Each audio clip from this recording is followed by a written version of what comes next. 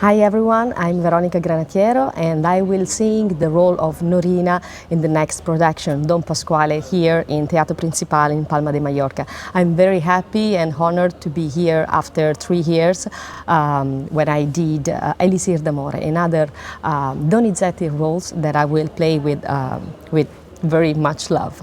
I will invite you to see our Don Pasquale because it's very funny. It's very funny to see how Norina with Doctor Malatesta can have their revenge against Don Pasquale. First of all, just for the love with her Ernesto.